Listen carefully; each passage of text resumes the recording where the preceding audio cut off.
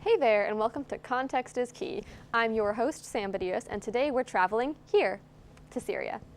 Syria is a country located in the eastern Mediterranean region near Turkey, Lebanon, and Israel that is currently in the midst of a civil war. Now, the civil war is not a new thing, but in order to better understand what's happening now, we have to take a quick step back to 2010.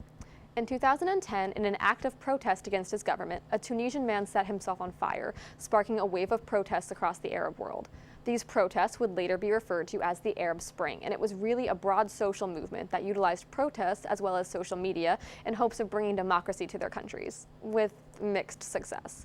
The Arab Spring could easily be an entire set of videos, and I'm sure they exist somewhere, but for right now, it's really just important that you understand that at this point in time, demonstrations were happening all over the Arab world, and people were genuinely hoping that this mass movement would lead to democracy in their countries. So back to Syria. Syria is supposedly a democracy, but President Bashar al-Assad has been president since 2000, and his father was president from 1970 until 2000, and there's really only one political party, so it kind of seems like a democracy in name only. But young people wanted to change that. They saw it happening in other Arab countries and believed that they could bring true democracy to Syria and end Assad's rule.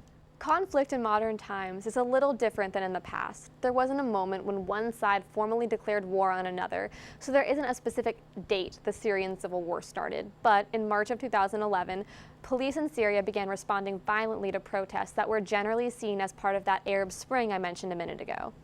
After March, other governments began imposing sanctions on various people within the Syrian regime and on the import of certain Syrian goods, like oil, meaning that outside governments were prohibiting specific Syrian goods from being sold in their borders, or certain people from the Syrian government from utilizing services within their countries.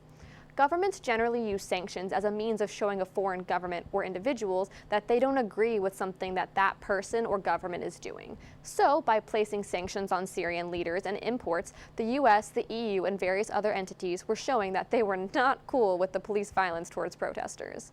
Now, when something like this is going on, it's logical to think, okay, so things are going poorly here, maybe we should get someone like the UN involved, and that's what a lot of people thought.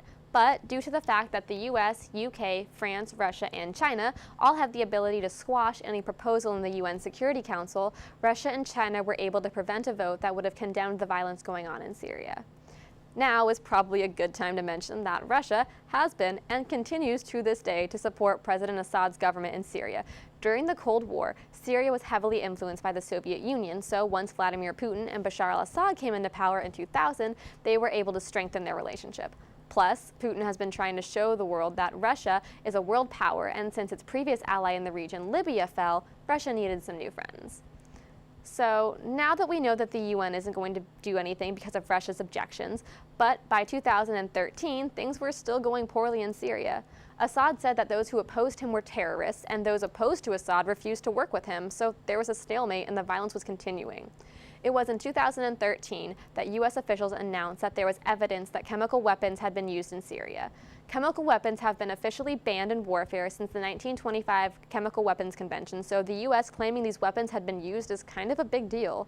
The year before, then-President Barack Obama had drawn a red line, saying that if chemical weapons were used, the U.S. would get involved militarily.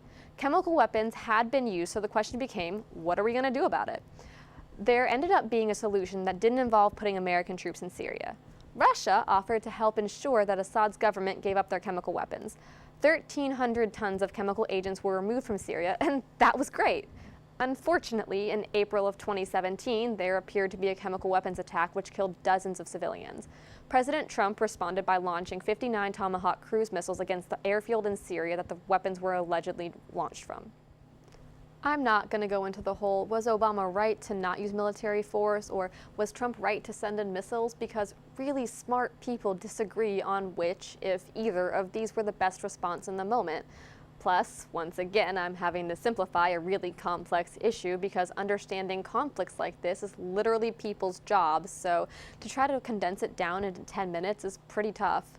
If you'd like more details about the timeline of events and more analysis of what's actually going on here, there are some useful links down in the description, but now I want to talk about one more thing before we go: the refugee crisis.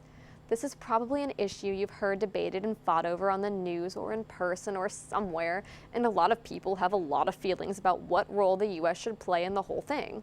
So, the UN High Commissioner for Refugees defines a refugee as someone who has been forced to flee his or her country because of persecution, war, or violence. A refugee has a well-founded fear of persecution for reasons of race, religion, nationality, political opinion, or membership in a particular social group. It's a fact that the U.S. does not take in as many refugees as other countries. Turkey, Syria's next-door neighbor, has taken in about 2.5 million refugees since the start of the conflict, and Turkey is really only equipped to support about 200,000, so that's not great. So, why should you care? For one, even if the civil war ended tomorrow, we would be dealing with the ramifications for years to come. This conflict has created millions of internally displaced people and refugees who have fled to near and distant nations. There will be a lost generation of Syrians who have fled their homes as children and have grown up in refugee camps. These kids don't have access to the same education they would have if the conflict hadn't occurred. That's going to matter when it's our generation's turn to lead the world. So it's up to you. Some people think we should take in more refugees. Some say we should provide more money or military training to groups in Syria fighting Assad. Some say it's not our fight, so we should stay out of it.